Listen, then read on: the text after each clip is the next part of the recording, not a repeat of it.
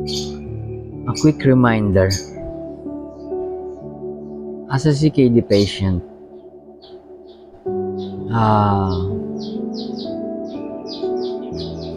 it's not the end of the world kasi buhay ka pa naman eh. We do dialysis to survive, to extend our life. Kasi yung dialysis machine, yun ang naglilinis ng aming dugo. Tsaka nag-aalis ng mga toxins, ng mga unnecessary chemicals ng mga kinakain namin.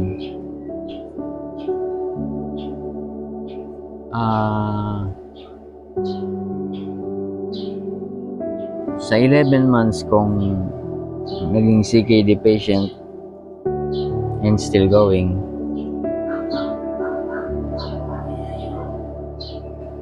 ang pinaka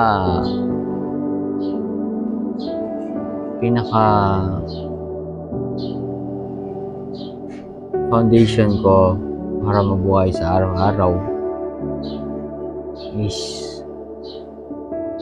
early in the morning when I wake up, kinakausap ko si Lord. Sinasabi ko lahat na hinaing ko. Tapos nag-open up ako sa Kanya. One way to find out kung ano yung sagot niya sa akin is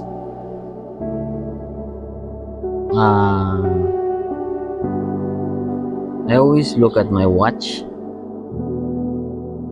For example, if it's 3 o'clock or like 3:15, 3:20, I would after looking at my watch and looking at the time, I would open my Bible, and then when I open it, whatever book I opened it, I will look for the verse in the I will look for the verse of that time. Like if it opens to Mark or Matthew, I will look Matthew 3:15 or 3:20. Then I will see the message of God for me. Ganun yung. Then kung ano man yung mabasa ko dun sa Bible, I take it that's the message of God for me. And that's how I do it. Simula nung nagka-CKD ako, nawala yung depression ko dahil dun. Kasi nailalabas ko, nakakaiyak ako. Tapos may peace of mind akong nakukuha once na na-cry out ko na sa Kanya yung problems ko, yung frustrations. Effective siya, lalo kung talagang naniniwala ka sa Kanya.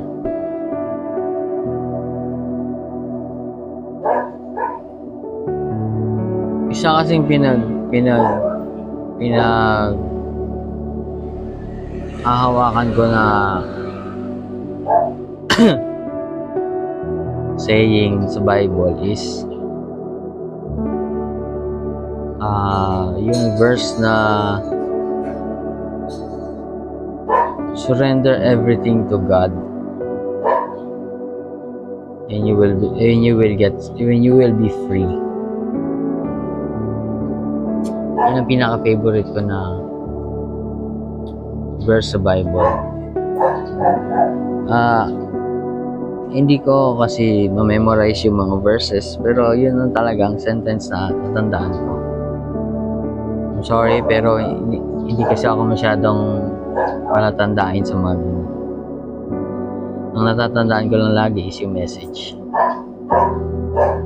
Sana makatulong sa inyo, mga kabato, mga ibang sakit dyan, maliban sa CKD. Hold on to God. Just hold on to God.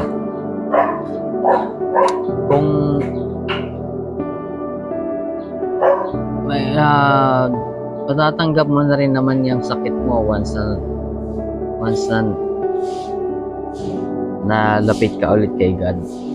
Mamatay ka man o ma-extend man ang buhay mo, always be thankful to God and never ever lose faith.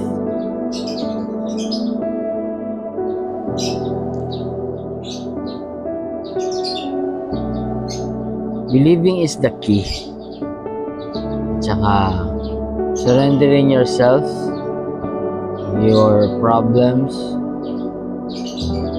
to the Almighty is the key.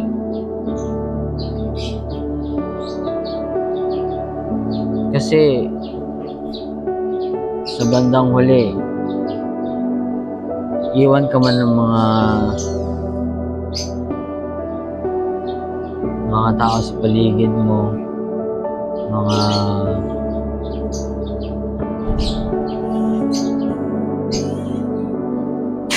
iwan ka man ng mga tao sa paligid mo, tsaka wala man lahat ng yaman sa mundo,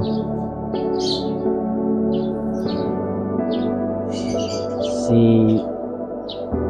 God pa rin naman ang matitira at pwede mong malapitan unconditionally. So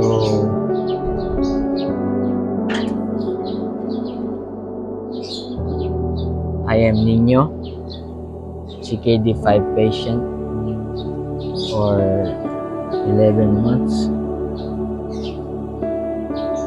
Mag-1 year na ako ngayong April 19. So 1 year na yon, na-survive ako. Hindi ako, naiwasan kong ma-depress. Naiwasan kong galit sa mundo through God. Kausapin mo lang siya.